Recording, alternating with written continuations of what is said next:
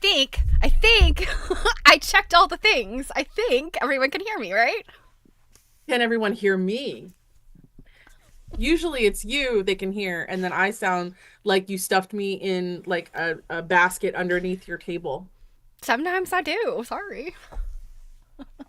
Yeah, Tish, or anybody else lurking, give us a little AV check. So, yeah, you were supposed to be dancing with Abraham. He was trying his best to do the dance with you, and you were just like sitting there. You're cheating on Double T. I am. Haven't. Like, Yeah, Double T has not been out lately. It's Abraham. Oh well, Double T understands.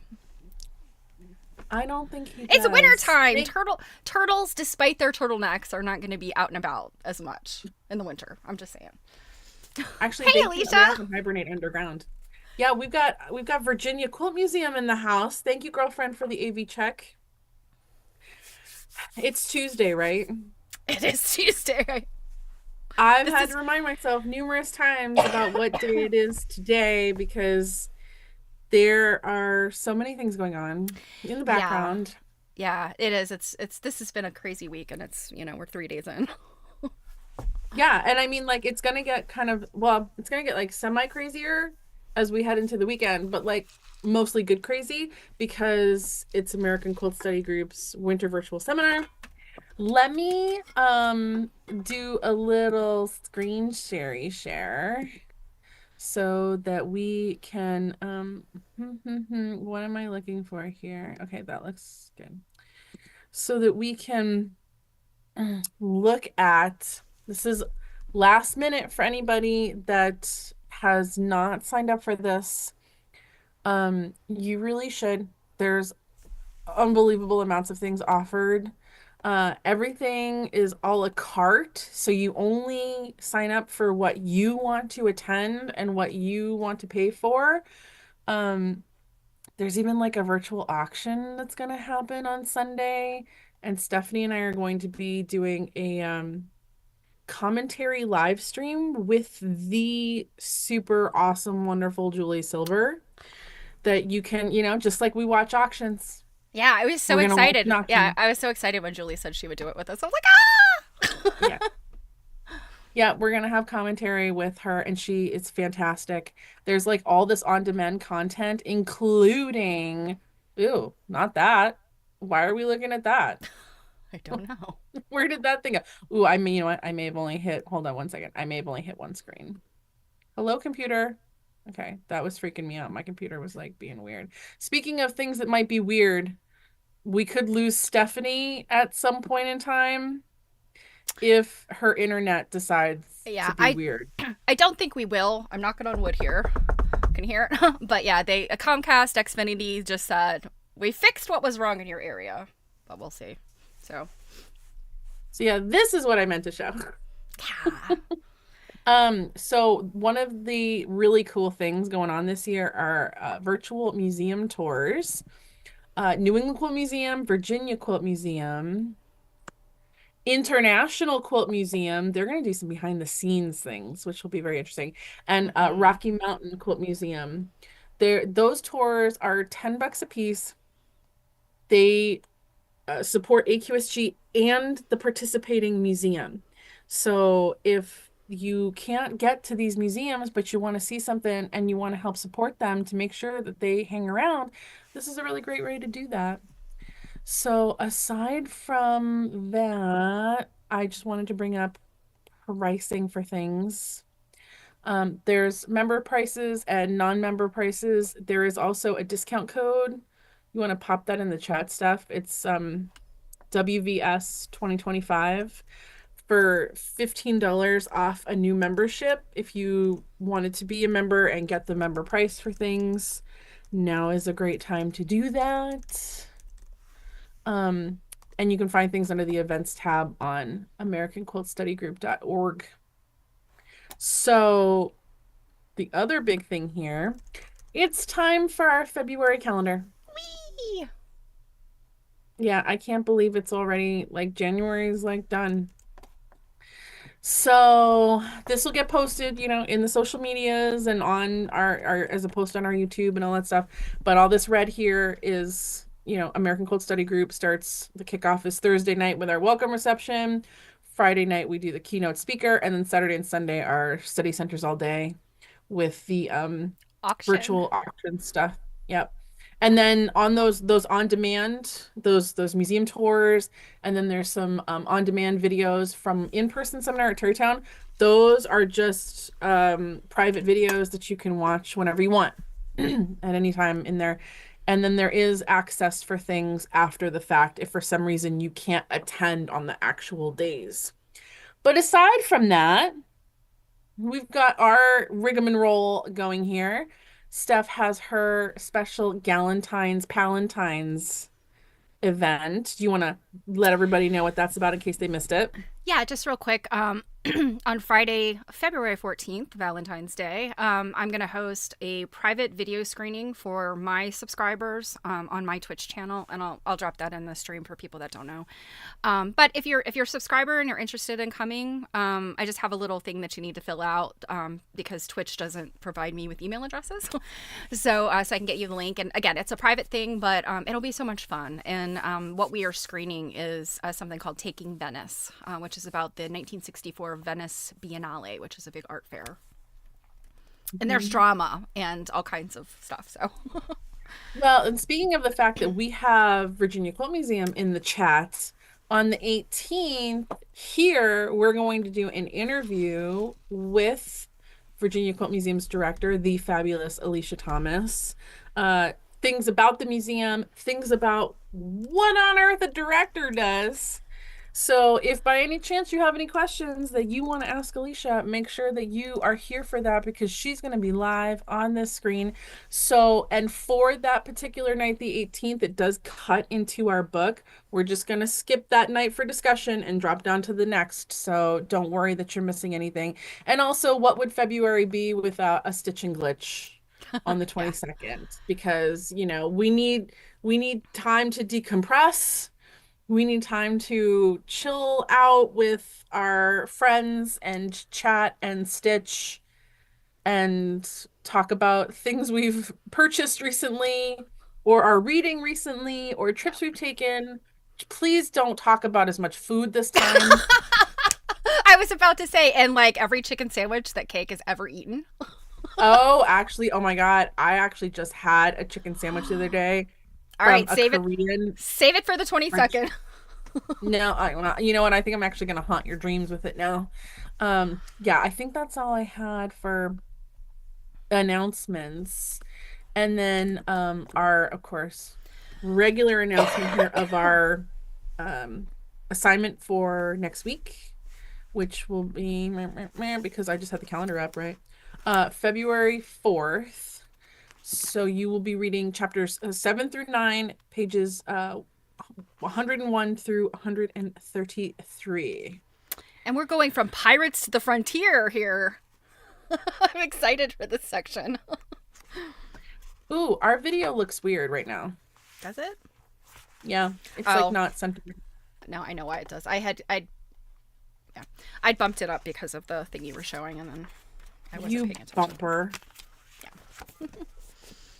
There you go. Now you should got see it. Yeah, even Tish was like, we can only see half of Stephanie. Well, you know what? That's how we like her. It's firmly better that way. All right. Do we have anything else? Can we dive into the book? No, get going. Okay. So what did you think of this week? Well, I was a little surprised that she spent so much time on kind of like this like history of lace scenario. Mm-hmm. However, I was excited to find out more about the background of how she came about the book, because in the intro I feel like I thought she came about it kind of a different way. I thought she had said something about it was a friend in like costuming or something. I think that's the elderly woman that gave it to her. The guy that had given it to that elderly woman had given it, and because I think that elderly woman was if she was the costumer or tailor or something specifically for the theater. And I don't remember if they specifically said what theater, but that she was working in theater, and that this man who bought the book said, maybe you can use this It's coming back to me now. Yeah. But yeah, I feel like she didn't really touch much at all on like the context really of how she Mm-hmm. came into it. Well, So I and I also think it was because I she was saving it for this chapter, you well know? clearly like but I have to say too, I also kind of love the fact that like she ends up like taking this like bobbin lace making class Mm-hmm. because I'm just like I love that for her and I can totally picture her as like because she says she's like she was the youngest by like decades. I understand that feeling and I can totally picture her like we see these videos on like Instagram and stuff of these very like very old women making lace Mm-hmm. still and clickety clack and clickety clack on the pillow and I'm like, oh my God, can you picture her like in her, I don't know if she was like in her 20s or Mm-hmm. whatever, like sitting next, like learning from, I don't know, Maud about like how to make like lace and stuff. And I'm like, that's so awesome. I love it. I And know, then one of yeah. them's like, I'm going to pass this on to you because I think it's incredible. And it's like being handed down, you know, that holy grail of textile goodness. Yeah, I liked that she did it, that like she approached it this way, that she was kind of vague in the beginning because she was going to have this chapter on lace. And I mean, I think, and like, yeah, duh, she wants to have a chapter on lace, and so she saves the story of the book for that. But I think to me, it spoke. She wanted to talk about lace because of its significance in her getting the book. Like I see it, and also, I mean, just you know, the fabric mills, the printing mills, etc.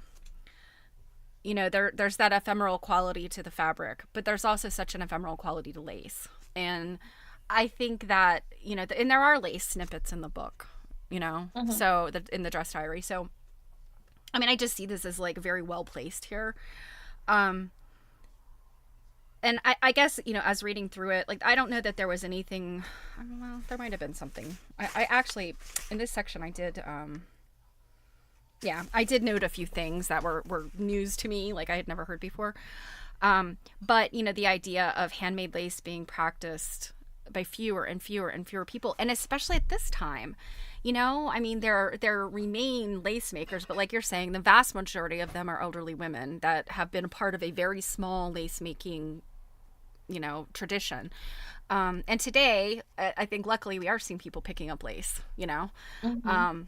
It's just not to the volume that they did back in the day. But I love it. She says on page 67, as the art of handmade lace is practiced by fewer and fewer people today, it is important to tell the tale of 19th century ingenuity of female Mhm. textile artists, who are often underrepresented and underappreciated. So, yeah, to me, like, I think that, the men are the ones who are making the prints on the calico. It's the women that are making these embellishments. So yeah, I mean, I think there's a lot there that she doesn't say that you could still think about when you think about lace. So yeah. I also never knew in the grand scheme of things because I haven't done a lot of research on lace. I will say while I was looking for like some supplementary things to look at tonight, I did discover some other things. They're too long for us and what we're doing here. Um, but that I've definitely kind of check marked in my head of like wanting to go back and look at. I didn't realize that commercially made lace was coming on the scene so early. I Mm-hmm. thought it was later.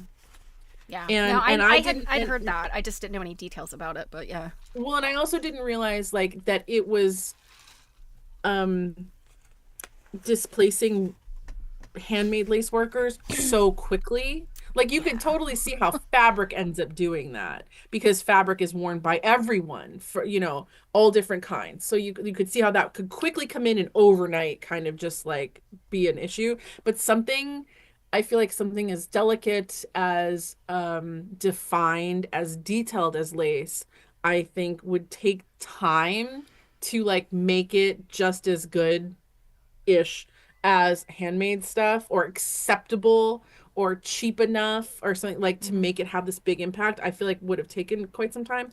And it seems, I mean, it obviously took longer than just a regular textile, but I guess it happened a lot faster than I thought Mm-hmm. it would have. Yeah. So Um, that's one of those things where I know often like in quilt dating, you know, when we look at quilts and we think, well, oh, that wasn't available, or that whatever it was, you know, whatever it is about the textile or the quilt or whatever. Oh, that wasn't available. You know, like machine stitching on quilts. Mm-hmm. And you're, Mm-hmm. oh, well, people didn't have machines in the 1800s. Like, this has got to be a newer quilt. Well, no, as a matter of fact, they did have machines, you know, and by like 1850, 1860, people definitely have sewing machines in their homes. So yeah, you Yep. can't discount something that's machine sewn and say that it's not 19th century. Same thing with lace, you know. Mm-hmm. And although what they're describing, and here's where, as we had said before, not having pictures is really like, it's kind of a struggle. But so first of all, John Heathcoat, page 70, I love the fact that at the age of 16 he had decided his greatest wish was to make a lace making machine. I'm like, Father, Well, you know I'm going to something? seek my fortunes.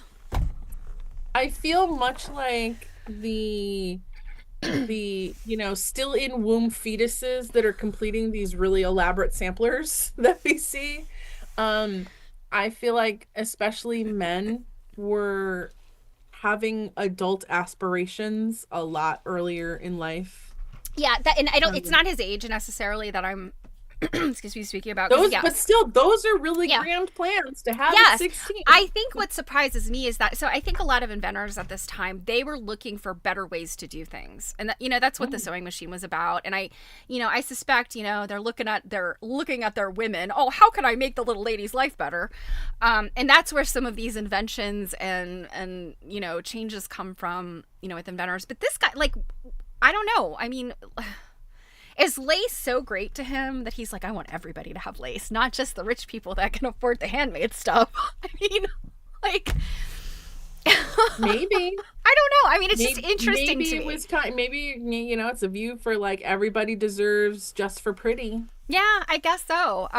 But some of the things that they talked about here, that I didn't know was that, you know, the Honiton lace, which is a specific Hmm. type of lace, Hmm. which is the lace I've tried, the bobbin lace I've tried, and oh my god, it's I had like this teeny little pattern. Could I even get like a quarter of the way through it now? And there's only two moves in lace making: cross and the other way. So, but anyway, that they would take those little pieces and then dye them, or not dye them, bleach them, so that they were all consistently white. I never thought about that Hmm. because, you know, sources of the cotton may have come from different places. Sure. Um, and then to talk about how the dealers would weigh the completed pieces so Hmm. that they knew that the, you know, that the what is it, the I guess the cotton, yeah, that no pieces of cotton were, you know, from the, like, the ball of yarn or whatever, were being retained by the maker. And I'm like, how absolutely crappy is this? Because, you know, they're saying right here they're not well paid. We know this. These Hmm. women are not well paid. And I think that when you look at like mantua making and dressmaking, a lot of times women would, you know, do those jobs because like they were allowed to do them. But one of the bonuses sometimes in those kind of things is that, like, you get the cabbage, you get the scraps of the dressmaking, or something. Hmm. You get, and so this was like, oh no no no, you know, we're not going to let you have enough to make your own stuff. Like, we got to make sure there are no scraps left. And I'm like, you know that they want to retain a little bit of material to make their own to sell on the side because you don't pay them enough. Hmm. And then you're going to come in and be so stingy. Like, no, no, you can't have the rest of that. You know, whatever. Make sure there's none left. It's just one of those things where these poor women. And then here come the Luddites, you know? Yeah, I I chuckled when I read that part. Yeah. I have a few supplementary things here Okay. that are of interest for this chapter, and sadly, this is the only chapter I really found stuff that I was happy to share. So let me And as you're pulling share. that up, can I just mention on page 73 the mention of blonde lace? That is not something I had ever heard of. And so I like that. That I it's, think I've heard of that before, but I don't remember in what yeah, it's context. made out of a pale cream silk thread. So it's got kind of a, like a yellowish, like a blondishness about it. I thought that was cool. I'd never heard of that before. And Hmm. also, flipping back a page to 70 where it says how they decorated the bobbins, and they said, oh, there's this one way they would stain them with aqua fortis, and I was like, ooh, what's that? Oh, it's nitric acid.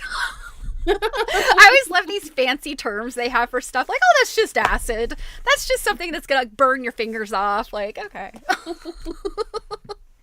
So, of course, I'll put these links into the description when we're done here. But obviously, like the first thing, because at first I was like, what is Honiton lace? I've never heard like the full term. Right. Obviously, once I saw this, I was like, oh, because I mean, we've all seen, I can blow this, like enlarge this, right? Yeah. So we've all seen like videos and stuff. Oh, and she's got some nice bobbins. Ooh, can I zoom in? Yeah, I think Ooh, you oh my. can. But yeah, like look at all these different like things done to her bobbins and stuff. Yeah, some of that could be the actual wood it's made out of too. No, like, Well, I see quite a few of them. I have some, it's the bobbins are a little different, but that have these little like just like dot marks on them and things. And then this one's got some interesting painting marks on it. But oh, she's making a bonnet. Look at that. yeah, and Honiton lace is often known for like these like little motifs, right? It's not like the edging of something, it's these little motifs, and they might be strung together to make an edging, but they're typically like, you know, something that's going to be like, you know, a statement piece, a show off piece somewhere on your clothing. Okay, why did that go back? And that is cute, a bonnet. Yeah, I didn't even notice when I first looked at this, but I always like, sometimes I like to just jump off from like a Wikipedia page because it gives you like just enough. So like I didn't know until obviously like reading the book and stuff that this is particular to Devon. And you know, the designs often focus on scroll work, depiction of natural objects such as flowers and leaves. But this had some other just generalized good origin and history in here. And then there's a wedding dress here trimmed with it. That, like, look at the detail on that. Boom. And what I would mention, and I don't know if this is the case with this particular one, but when they talk about the bobbinet, the machine that makes the bobbinet, it's basically, think about a netting. It's making like a netting, and then the machines are able to stitch some lace, but there are also types of lace where you would take that netting itself and make lace on top of it too. So, yeah. This thing's weird.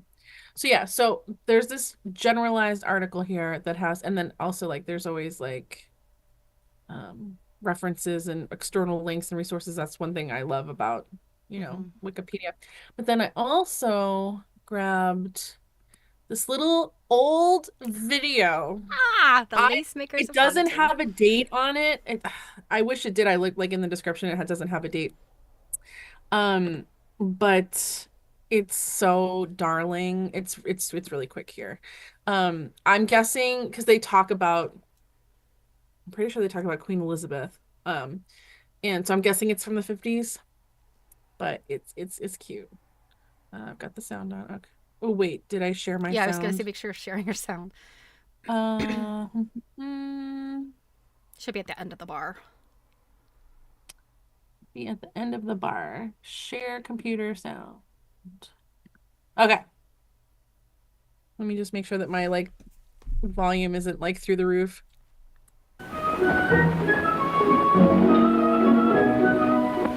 Not far away from Widdicombe is the little Devon town of Honiton, where, as long ago as the reign of Queen Elizabeth, the art of lace-making was introduced from Brussels. The Honiton lace shop. Today, elderly ladies with quick and nimble fingers still carry on the tradition. With a hard-stuffed pillow, innumerable pins, and countless bobbins of thread, Miss Paver of East Budley showed a television newsreel cameraman how the work of making Honiton lace is done. She's so cute. Look at how, oh my god, so fast.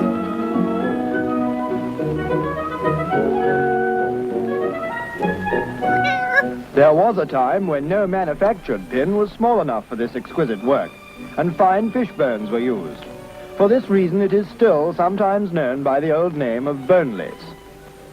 So interesting. I find it bone very lace. Well, I find it very interesting that that he mentioned the use of fish bones because I can't pull up my notes at the moment, but you know, on some page in here it was mentioned that the husbands were the ones that would make the bobbins, Hmm. Oh yeah, and they were they were usually out seafood. on boats Yeah. fishing. Hmm. So I was like, oh, that Yeah. makes a whole lot of sense. Hmm. And I Yeah. can actually see like fish bones, man. Those things are so fine that like Hmm. yeah, when I think about pins, although today like I use like pins that would probably be considered as fine as fish bones. Yeah. Um, Like you picture somebody but like, oh, got a fishbone stuck. Here's another lace pin, Ma. yeah, save this for your work tomorrow. Okay, anyways. Queen Victoria's wedding dress was made of Honiton lace, and even in those days cost over £1,000. But Stuart days were the golden age for lace makers, when, for instance, King Charles I would order 600 yards of lace for trimming the king's nightclothes. Mrs. Darnell is another expert. She is 82 and has been a lace maker ever since she was a child of 5. Here, bobbins are being wound with the delicate linen thread, which will be crossed and intertwined among the hundreds of pins on the pillow. Isn't that Wow. crazy? Yeah, and that reminds me of the one thing that I had on page 72. I'd marked about Queen Victoria's veil and the flounces. Yeah. That it's the thread, the lace was made from a thread so fine that it is no longer manufactured. And I'm Yeah, I like, saw okay, that. I have some 80 weight thread for applique, and it's like you blow on this stuff and it breaks. Like I can only, they always say like when you're gonna hand sew, like you only want to take so much thread. I have to take half that amount with that 80 weight, and it probably has to do with like how hard I pull the needle, but like that stuff will shred and break if I have even a not very fine fabric that I'm sewing, or if I sew silk fabric down with that cotton 80 weight, it just shreds. I can't even imagine a thread finer than that you can actually work with. Like Yeah, it you doesn't know what they break. were doing? They were probably just like plucking off like threads of spider webs. You're You like know, like angel wings. hey, excuse me, I need to borrow this. Thank you. Like It's insane, and I'm just like, and knowing all the things I know now, I'm thinking about like the spinners, getting it that fine. And I get, again, it's cotton is just, I mean, as we've been reading over on my stream, cotton is notoriously hard to spin. So you're spinning something that's difficult, you're spinning it so fine. I mean, the fact that her wedding stuff only cost £1,000 it's only £1,000. It should be priceless. well, um or King, whoever he said, ordering 6 yards of yeah. lace, like, and then also like let's not forget the fact here we were thinking that it was only unborn children making these gorgeous samplers. Nope, 5-year-olds are making lace. I And 100-year-olds who are would have making thought lace. like who would have thought that like in my adulthood that I would have to go to therapy about feeling like such an underachiever in my like school age elementary school days. Anyways, so the last really cool thing I found, and this just like looks really interesting and we just might want to like sign up for it anyways, is this thing called Museum Crush. Yep, I'm familiar with Oh Museum my God. Crush. Yeah. Oh, you've seen it? Yeah, I I've used never to. seen Yeah, I it. used to look at it a lot, and it's like, of course, I have a crush on every museum I've ever been to. Well, I love this like up here, like sign up to our email digest for museum stories. Hmm. Oh, do you remember? You know what it kind of reminds me of when I found this? Did you ever watch the show? I think it was on History Channel, Mysteries at the Museum. Hmm. Yeah, I catch that every now and then. Oh my God. I mean, it's not as great as some other things, and it got a little bit cheesy as it went on. But like when it first started, I was like, oh, this is what I want. And if you guys have never seen that, Mysteries at the Museum, I don't think it's still like on like active. But you get to see stories like behind objects at museums, and it's pretty Hmm. cool. So, If it's not but yeah, still on, the reruns are on all the time. Like I that's don't what get. I mean. It Yeah, just I don't get reruns. the It's channel that it's on at my house, but my mom does, so I catch it when she watches it a lot. yeah, this one is John Heathcoat because you mentioned him. Hmm. And since we were talking about Devon, he transformed to Devon town. For one, I really love the photo that they show here. there, the Lace Factory and School at Tiverton, or is it Tiverton? Tiverton. Yeah, it could go either way, but I don't know. For some reason, I think it's Tiverton, but could be Tiverton. I don't know. But yeah, Tiverton. This building, it looks to me like industrial mill meets like cathedral. Yeah. The Lace Factory and School. Yeah. And then also like I pay attention, I try to pay attention to like the, where this stuff comes from. But yeah, it's a picture from the Victorian period. And the director of the museum in Tiverton, of mid-Devon life, the charismatic inventor, John Heathcoat, who brought his ideas, factory, and workforce to Tiverton, transforming his fortunes. And if we recall from our reading, again, I can't look at my notes, so I forget which page, but he moved his factory there after, in 1816, after the Luddites. Yeah, after the Luddites smashed everything up, he's like, gotta get out of here. Yeah. So yeah, I didn't go through and like full on read this, and we won't full on read it now. But the reason I had brought this up was because you mentioned the bobbinet lace machine, and I tried to find a good video, like history video that wasn't long, and I really couldn't. But this had some good photos in it, that I thought we would like this one. Those machines were like, originally when I was picturing the machine, I was picturing something on a much smaller scale, because when I think of lace, I don't think of yards and yards and yards and yards of lace. I do now because of like the stuff that we produce now. That's nothing. I'm thinking of like that. Remember in like the 90s when like everyone had this like lacy looking dust ruffle on their bed? Like that's the kind of stuff I'm picturing. And it's all like acrylic. Yeah. Yeah, like nothing like this. And this is from early 1900s. And I mean, we've got like this kid here looks pretty young. But remember, the children are small to climb in the inner workings, and their fingers are very tiny. There is a show, Netflix maybe? It's Netflix or Amazon. I've only watched a couple episodes of it, and then I just got busy with something else. But it is about mill life. Could it be called The Mill?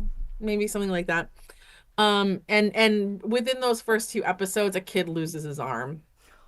So I'm like, that's one of the reasons where I'm like, oh, it's like, yeah. And then here is Mr. John Heathcoat himself. Oh, he looks nothing like I imagined him. What did you imagine him to look like? I don't know. What do you mean you don't know? You imagined something. He looks like a sort of a small, jolly little man. I pictured him being sort of more tall, and I don't know. You like not jolly, tall and angry? I don't know. Yeah, he looks like a little Santa Claus. Like, I don't know. Well, on the one hand, like we should kind of like make a little list here of like, this is a potential museum I would want to visit if I was ever over there. Another photo in there in the 30s. And like look at like we've got some significant youngsters. Notice everyone else is men. It's not women like you see in textile mills. Which is very interesting. It is. Like, as we see women in textile mills, why wouldn't we potentially see women in lace making mills? Yeah, but we're women in the textile mills over in England. I mean, we know like the Lowell girls, Lowell, Massachusetts, those mills, definitely. They were like all women, but was it the same way over there? I haven't done enough research to know. Based on what we've been reading in the Heritage of Cotton, I mean, I think those were all men-led factories too. I mean, there really weren't women involved. Women were still at home doing the cottage crafts. And you also had guilds too that affected things in England, where we didn't necessarily have that same kind of hierarchy in our handicrafts. Just this first sentence here. So he moved, in 1816, he moved his operation And quite a number of his workers and their families followed him, walking all the way. Wow. And then it says, it's a really long way, nearly 200 miles. You got nothing on the Oregon Trail, people. Yeah. Yeah, that's like a few days. That's a few days of walking. No big deal. Yeah, I don't. Oh yeah, here's another photo. The exterior of the lace factory and school. Oh yeah, because before it was a drawing, and this is an actual photograph. Wow, that drawing was pretty to scale, except this wasn't there. Mm-hmm.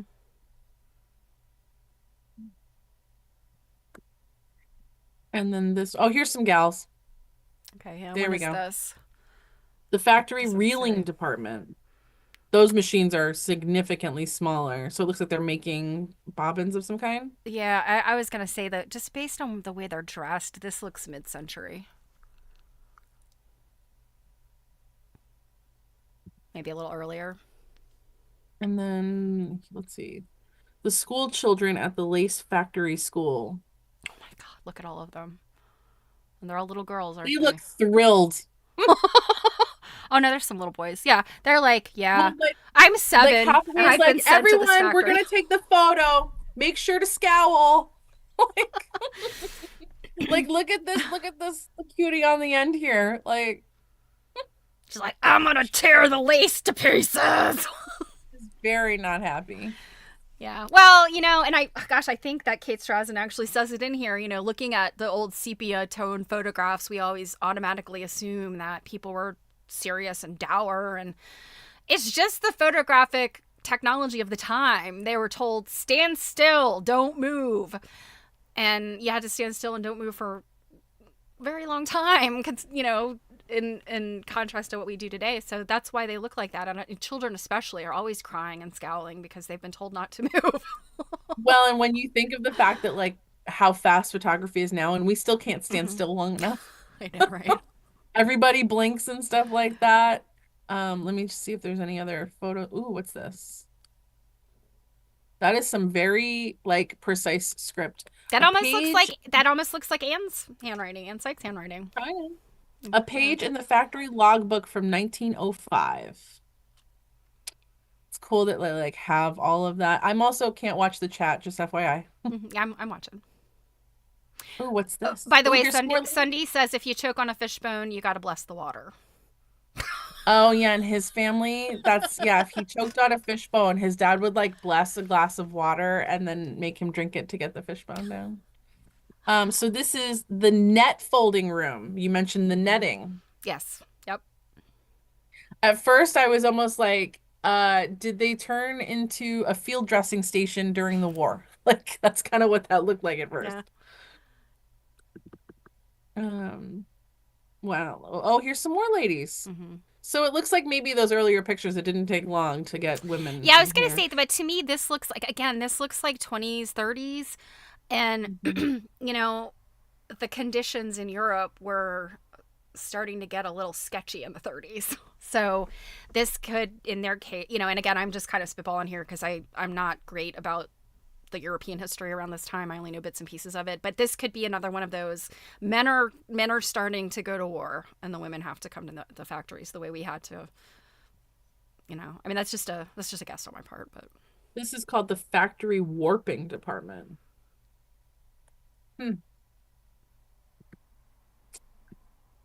And that's the end of that. I will make sure that these links get into the description if you want to like read this whole article, but I definitely wanted it for the pictures. And Museum Crush sounds like a place that we would like to be. Yeah, it is. And it's I thought I was subscribed to it, but I must not be because I haven't gotten anything from them that I can think of recently. But yeah, I used to always look at their stuff. They always have such fun stuff. And I don't know if it's named Museum Crush because, I mean, we all have a crush on museums. I'm pretty sure that's where the name comes from. Oh, I thought potentially like Museum Crush because like you might crush on like something you learn about them at the museum. Yeah, I mean, I think that's kind of what it's about. Yeah, that was my guess. I will just remind everyone we have to keep our time kind of tight tonight just because Stephanie and I have some very pressing things on the back end. So I gotta get back to my notes here. So we should probably move on to Calico Yeah. because we've only got 15 minutes left. Um, I you found know, Calico yeah. quite interesting. Yeah, I thought it was interesting. And her talking about Charlotte. Mm-hmm. But as I look through here, I mean, I don't think I had as much necessarily, other than, I mean, this is more the story of Anne versus the history. I don't think I really had much to say in here, other than, I mean, just a few things that stood out. But Charlotte's marriage, I'm like, this family was truly like a cotton dynasty. Oh yeah, they were so They were intertwined. continuing to marry. I mean, Jane's husband and Anne's husband and now Charlotte's husband are all involved somehow in this industry. And um I mean, you almost see it like as that, like the overall, like the larger family, they're constantly building wealth in this, Mm-hmm. and Mm-hmm. that's kind of one of the things. I mean, when you talk about like wealthy families, this is how they were building their wealth back in the day. Working class people Mm-hmm. that were building wealth.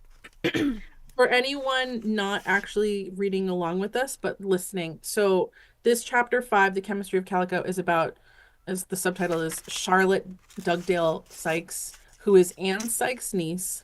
Mm-hmm. Her mother is Jane Sykes, who we've talked about before because she ends up getting very close with Anne later on. They're sister-in-laws. Mm-hmm. So the father is William Sykes, who is the brother of of, Anne's of husband, Adam Adam. Sykes, yeah.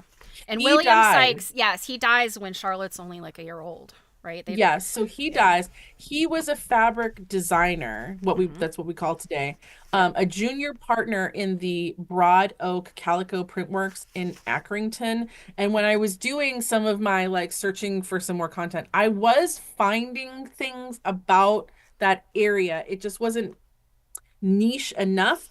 So potentially, it could just be a scenario where like maybe I'll share some of those other things I found like in the Facebook group or something if people want to look a little more. Um, and then Charlotte's later husband, when she grows up, is John, who becomes he's a broker of cotton. Mm-hmm. But one thing I also didn't have necessarily like tons to talk about with this because it's mostly just talking about Charlotte's life, the interworkings of the family and how they're intermingled and married into this, like you said, dynasty of things. But one thing I did found interesting is on 79.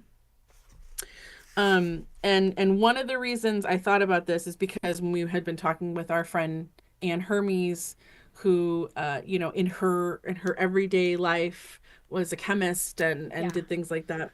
This paragraph here that I'll read, it's the first full paragraph, well, the only full paragraph actually on the page. The technologies associated with printing are revealed in records that the Lightfoot family, the owners of Broad Oak, left behind. Broad Oak was the most important calico print works in Accrington. The John Light and John Lightfoot was its chief chemist, tasked with the complexities of dye recipes. 28 notebooks were created by Lightfoot, who filled the pages with dated entries. So this I'm like, Mm-hmm. ooh. I know, good stuff. Describing problems that could arise and outlining experiments in different dyes and chemicals to produce new colors and different patterns. These are diaries of an entirely different kind to Anne's album, detailing the day-to-day problem solving and innovative thinking that characterized textile production in the middle of the 19th century. The Broad Oak Works was still operating in the early years of the 20th century. That was why I thought I could find some really good stuff. I just didn't look super hard. And photographs exist of the long wooden tables in the printing sheds with the printers standing in rolled up shirt sleeves. Woodblocks in hand, they go through the same motions as their forebears a century earlier. Plain white cotton in front of them, and the fruits of their labor hanging like ceremonial banners around them as they work. I thought that was just a really good kind of like summary of some things, along Mm-hmm. with like the fact that like all of these like notebooks still exist and things, and you Mm-hmm. kind of Well, forget like yeah, and I mean, I think that dyers' notebooks are something that people that do a lot of fabric dyeing today even would hang mm-hmm, on to because, mm-hmm. excuse me, even with the use of like modern like chemical dyes, you still they're done by weight. So if you're going to add like so many, I don't know, grams, I don't know what the measurements are, but so many grams of like a certain color, but you want to brighten it up a little or make it a little more yellow or whatever, then you add a certain number of grams of something else. And it's like a tiny, tiny deviation will create a different dye lot, essentially. So I do know like that's an important aspect of, what dyers today do. But if you look on page 82, they're talking about all of these gorgeous swatch books that were like when these places began to decline, they just got rid of all of these books. Like, nobody needs these anymore. And it's like, but we did! Like, we do need them. And just think about, gosh, what all has been lost from things like that, technology changes. And I was going to say, like, despite the feelings we have about things that get lost, especially when people write about things that get lost, like, I'll tell you, the Library of Alexandria, like, reading about of course, like, it makes me, there's actually, have you ever seen the movie Agora, about the philosopher Hypatia? It's Rachel Weisz. It's very good, but they show in that movie the historical destruction of the Library of Alexandria, and I watched it in one of my classics classes in college, and I was crying. Yeah, I'm really crying. I actually have thought about the Library of Alexandria because I've read a couple of historical fictions that included it. And I just have always had a really hard time like wrapping my head around like what it actually looked like. So maybe I need to see that movie. But it's like historically always talked about such a great loss. And, there's always comparisons like this thing, the Library of Alexandria had more knowledge in it than all of these things put together. And I think early internet, I think there were like comparisons between the Library at Alexandria and the internet and stuff. And so I was actually thinking about it the other day and just thinking like, what would our knowledge base be like if we had whatever was in there, those actual texts, I was thinking about the fact of considering how much we do know we've lost. When I consider, things like this, there is still quite a bit that hung around. Sure. We just don't know that it's there. Like the whole thing where on our part 1 of this book, where that Colonial Williamsburg dress diary is now digitized, and we were looking at it and stuff like that. But moving on to chapter 6 and our last thing right here, where Anne just moves abroad for 7 years. I didn't see that coming, to Singapore. Yeah, I too was surprised by that when because I had noticed just flipping through the book there was something about abroad, and I was like, oh, okay, so she traveled.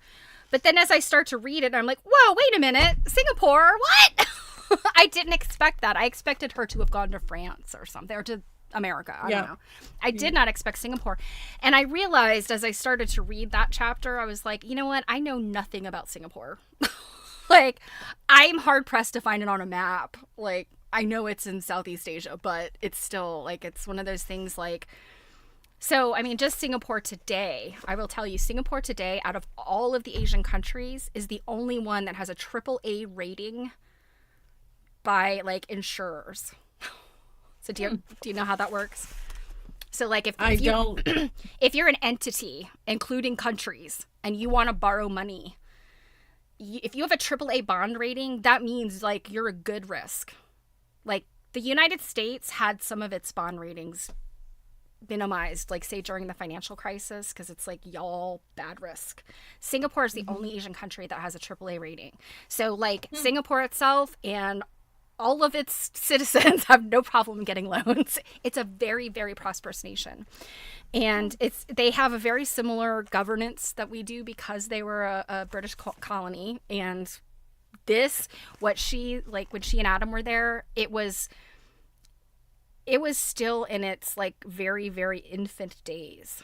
It doesn't become like an official British colony, like the Crown colony, until the 1860s. So when Adam and Anne are there, it is truly an outpost. And something interesting, and I don't want to like step all over you, but there's a couple of things in this chapter where I was like, But one thing I noticed, and I'm going to skip ahead just to point this out before I forget it, but on page 94, very top, it talks about, Adam being, involved in all of these things in the community, and, his mercantile interests, being combined with appropriately philanthropic ambition. And, that his name is on the discussion of the founding of a pauper hospital in 1844. And I started thinking to myself, like, oh, I mean, that all sounds so great. You're this businessman, but you want to give back to the community. And like, those are the things that we look for today. And we honor and respect businesses and business people who, do this thing. But I'm sitting there thinking to me, like, okay, this isn't even officially a British colony yet. Y'all have come in here and y'all have been like, okay, we're going to take over things now. And within a couple years, we need a pauper hospital. Did they need a pauper hospital before the British came and the Dutch? Probably not. It was probably exactly. Yeah. So that's the thing. Like, all of these things that sound like they're so philanthropic, it's like this community only needed these things because y'all came in here and did stuff and brought the problems. Yeah, so you're only poor because people like Anne and Adam have these grand palatial homes. Yeah, and that you've been colonized. Yeah, and that you've brought industry and you've brought commerce in here, and now somebody who can't afford to buy the things that you like, the commodities that you are now in charge of, is considered a pauper. When before that they were just a member of the community, a village person. Yeah, they were just your neighbors. Yeah, and so I think these kind of stories are the ones where and I don't want to get off on on a soapbox about colonialism, but these are the stories where you really have to think logically about this from an umbrella perspective of how, this colonization came in and changed things. But also, I mean, I'm picturing in my mind the same kind of things going on, say, like in Malaysia and Singapore and Thailand and stuff that were also happening in India. So you have all this Indian, the British colonialism in India, and I'm picturing these beautiful homes that they've built where they could get the crossbreeds and their drawing room and all that kind of stuff. And I think it was probably very similar, just in look and feel with the British merchants and their wives and families and stuff. So long story, but I just think it's very interesting to look at, and that, again, Anne is a woman of means, and even more so in a country where, I mean, they were essentially the richest people. Like, people of their strata were the richest people in that country. Well, especially on like page what page is it here that has on 90, where it has the view of the town and roads of Singapore from the government hill. This is going to be not easy. Okay, this picture irritated this picture irritated the crap out of me, because this picture is by Robert James Eliot, who is not the person that she is describing in all of her narrative about an artist, because that man's name is John Turnbull Thompson, who I believe is I don't know, it says an amateur artist, but I feel like his name sounds really familiar. Maybe there's somebody else that has a similar name. But in any event, I was like, oh, John Turnbull. And then I turned the page and I was like, well, that picture doesn't look like anything she's describing. Like, where's the carriage? And then I look and I'm like, Robert James Eliot. I'm wondering if this is like the closest she could get. Well, my wondering is that they couldn't get the rights to publish one of Turnbull's pictures. And this is the closest she could get. Yeah, from an editorial perspective, yeah. But in the description of her talking, it's a picture of, the high class British citizens promenading like they would have in their home places in this foreign land. But they've carved out an area to do their everybody come and see me kind of, thing. One little last note that I just found interesting in this chapter is on 89. It talks about how the dress diary starts to show a lot of Adam and his his vests, his clothing, and his vests. And it also talks about how vests end up coming as gifts, maybe from Anne, but then also from other men. So I just put a note in here that says, page 89 has entries of vests given to Adam by other men. I wonder, did Anne wait till these vests were done being worn before she took a swatch for her book? Or did the men know to send an extra piece along with the vest specifically for Anne's book? Because, generally speaking, her friends are gonna be like, oh my god, she's got a scrapbook, I'm gonna like give her a little piece of my thing. But a friend of Adam's, I wouldn't expect to know that, and to be like, make sure you get a little extra piece because Anne likes to collect this stuff. But then the fact that like she has so much detail about like who it came from and like the date, I'm like, well, if she waited until it was worn out, I'm like, would that be so easily remembered to put that note in there? Yeah, that's a really good point, and I really truly didn't think about it much, but you're right. And I mean, I don't know, some of the things I could think of are, I mean, at least I know, with those fancy vests that they wore during the colonial, American colonial era, they would embroider those before they were cut out. So I mean, maybe it could, I mean, I don't know. I mean, do you give a gift of like, here's a fancy vest, no, here's all the scraps? Well, and then there's one particular vest that she talks about that has a velvet on it. So if it has like a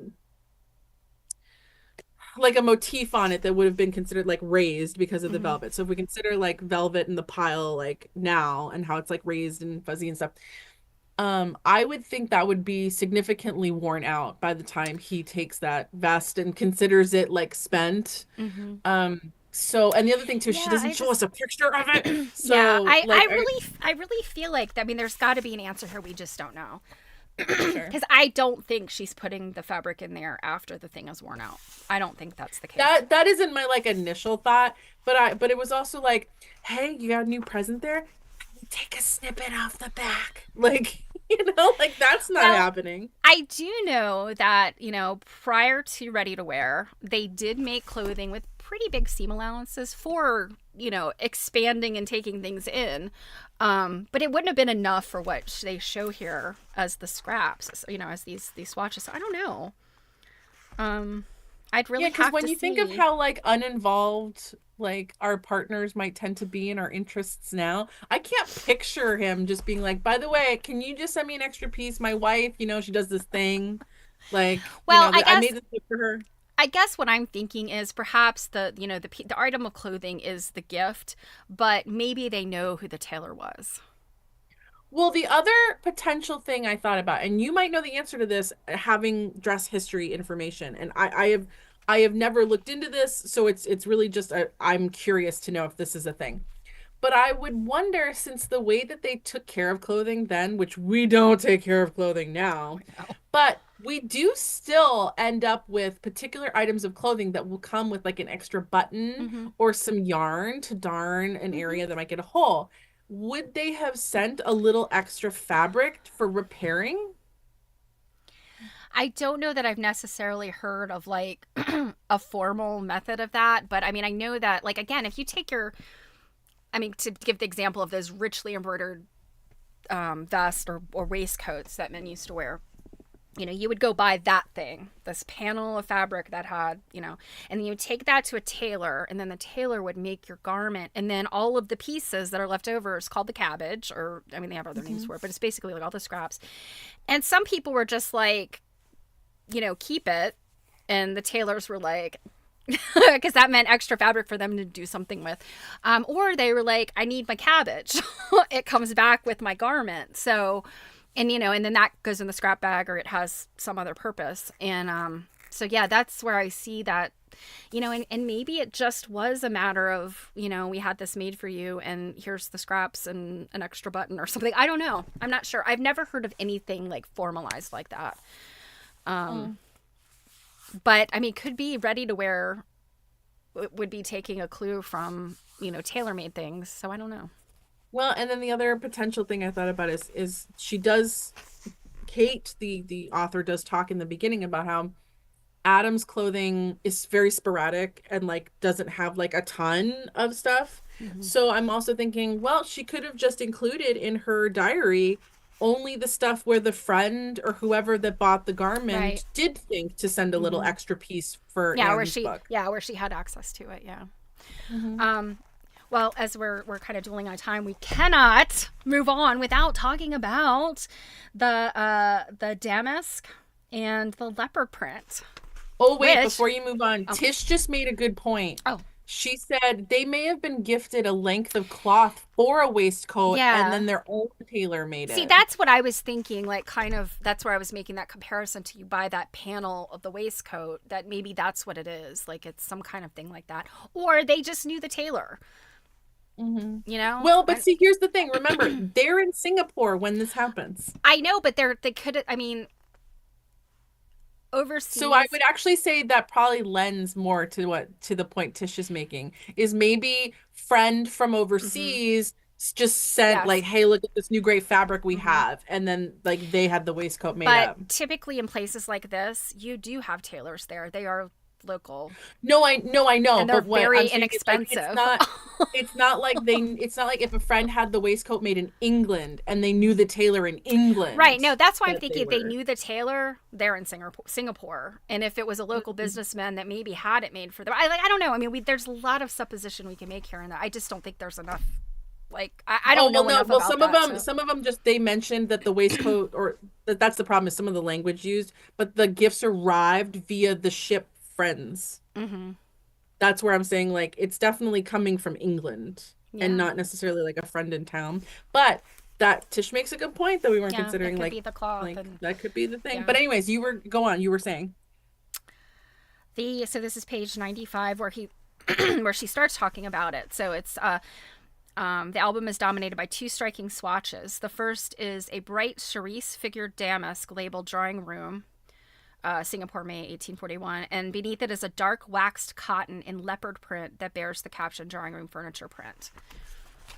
So here they are.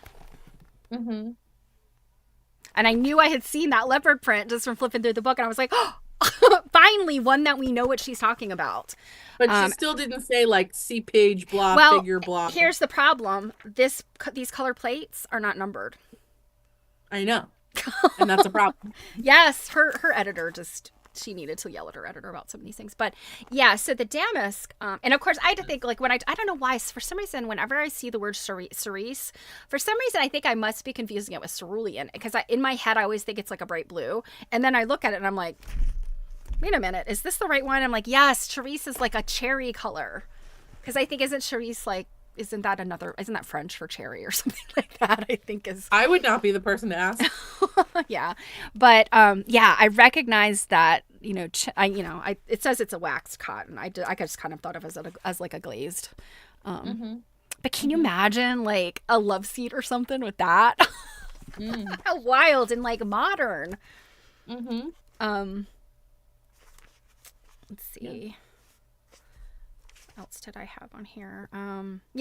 She says so on page 96. She said, leopard print feels like a curiously modern trend, a fad that leapt into vogue from the 1950s onward, but it has in fact been fashionable for far longer. And then she cites an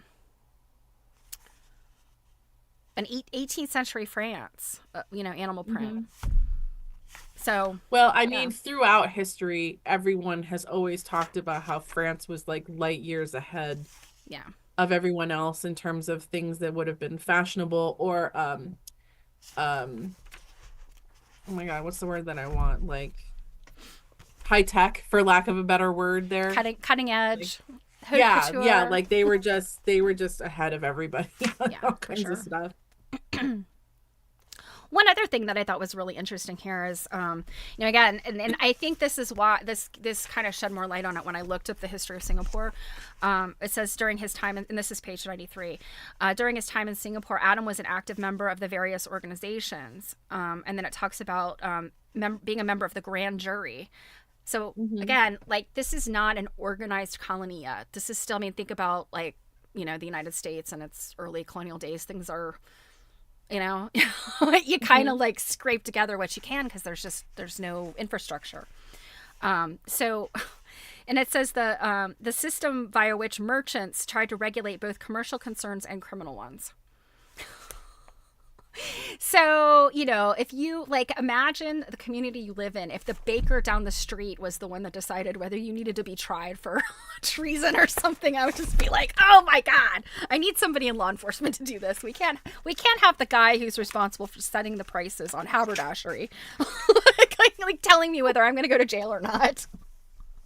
I thought that was so interesting. But again, like if it's only merchants, and they're creating this community, like they gotta have law and order, they gotta have some infrastructure, and so these guys are the ones that are doing it. And you know, I mean, the same thing happened here in the U.S. You know, and like I mean, really any colonial outpost, it kind of probably happened the same way.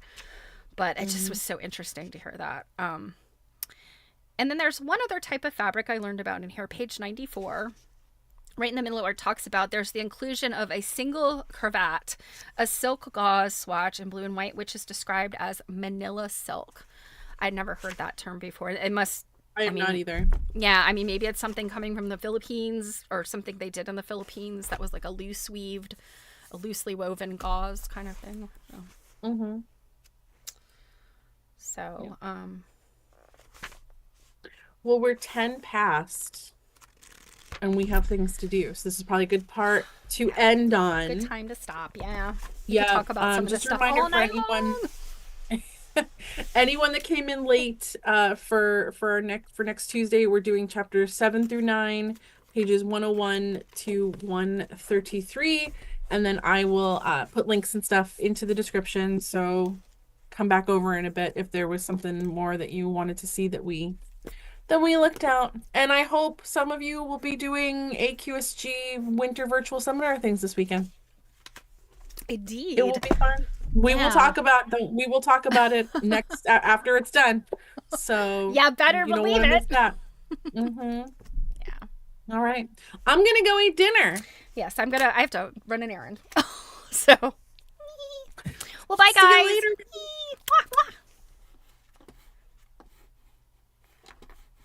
There's my mouse.